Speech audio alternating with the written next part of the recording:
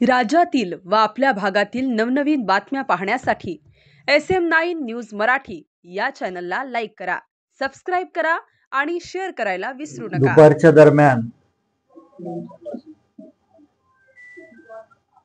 आबासाहेबांच्या या घरामध्ये समोरच्या प्रांगणामध्ये आजी एकट्या घरी होत्या आणि स्वयंपाक करणाऱ्या एक ताई आणि ऑफिसमध्ये काम करणारी 2-3 मुलं घरी होती। आणि समोरून जात असणाऱ्या रॅलीमध्ये एका अज्ञात व्यक्तीने बंगल्याच्या समोर दारूची बाटली फेकून चुकीचं निंदनीय कृत्य केलेलं आहे। तो कोण आहे, तो कोणत्या पक्षाचा आहे याचा पुरावा नसल्यामुळे कुणावरती आरोप करणं चुकीचं आहे। पण ही घटना खूप निंदनीय आहे। ज्या माणसाने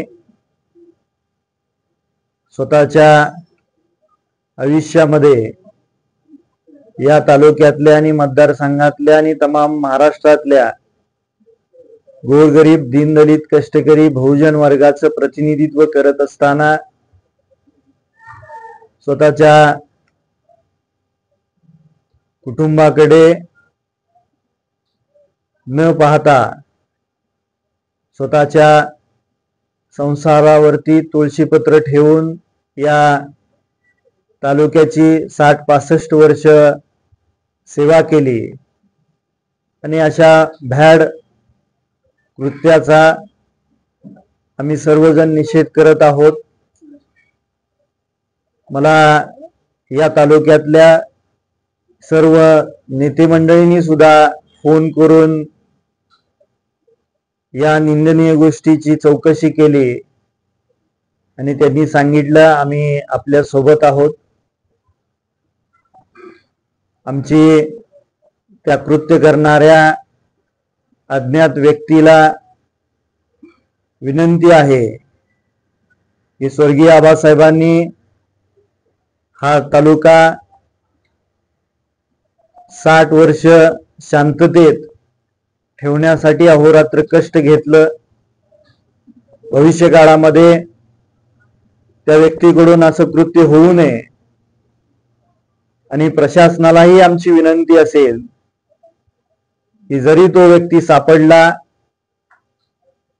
तर त्याला या कुटुंबाचा एक सदस्य म्हणून कोणतीही शिक्षा करण्यात येऊ नये। त्याला समज देऊन भविष्यात त्याच्या हातून ते कृत्य होणार नाही याची प्रशासकीय अधिकाऱ्यांनी दखल घ्यावी आणि आपल्या माध्यमातून या तालुक्यातल्या स्वर्गीय आबासाहेबांच्या विचारांनी प्रेरित झालेल्या आणि शेतकरी कामगार पक्षाच्या तमाम पदाधिकारी, कार्यकर्ते आणि मतदार माता भगिनींना माझं आव्हान आहे, उद्याच्याला सर्वपक्षीय आपण सांगोला बंदची हाक दिलेली आहे आणि हा निषेध नोंदवत असताना आपण डॉक्टर बाबासाहेब आंबेडकरांनी दिलेलं जे संविधान आहे आणि जो कायदा आहे त्या कायद्याच्या चौकटीमध्ये राहून आपण निषेध व्यक्त करायचा आहे। हा निषेध व्यक्त करत असताना तमाम माझ्या जीवाभावाच्या तरुण सहकाऱ्यांना विनंती आहे की कोणत्याही प्रकारचं चुकीचं कृत्य आपल्या हातून घडणार नाही याची सर्वांनी दक्षता घ्यावी। कारण स्वर्गीय आबासाहेबांच्या निधनानंतर आपल्या सर्वांच्या खांद्यावरती जबाबदारी आहे की आबासाहेबांनी जो विचार दिला आणि शांततेचा या तालुक्यातल्या गोरगरीब जनतेला संसार शांततेत करण्यासाठी अहोरात्र कष्ट घेतलं, त्याच पद्धतीनं तोच विचार जपण्याची आपल्या सर्वांच्या खांद्यावरती जबाबदारी आहे। आणि कुणाचंही नाव घेऊन, कुठल्याही पार्टीचं नाव घेऊन एखादा पुरावा नसताना कुणाची बदनामी करणं हे आबासाहेबांचा विचार नव्हता आणि आपल्याला कुणालाही शोभणार नाही. तर माझी आपल्या माध्यमातून सर्व माझ्या जीवाभावाच्या तरुण सहकाऱ्यांना आणि पक्षाच्या पदाधिकारी कार्यकर्त्यांना आणि सोशल मीडियाच्या आमच्या टीमला विनंती आहे, कुठल्याही पक्षाचं कुठल्याही व्यक्तीचं नाव घेऊन कुणाची बदनामी करू नये. आपल्याला जोपर्यंत पुरावे नसतात आपल्याकडे तोपर्यंत कुणावर टीका करणं, कुणाची बदनामी करणं हे कायद्याला धरून नसतं.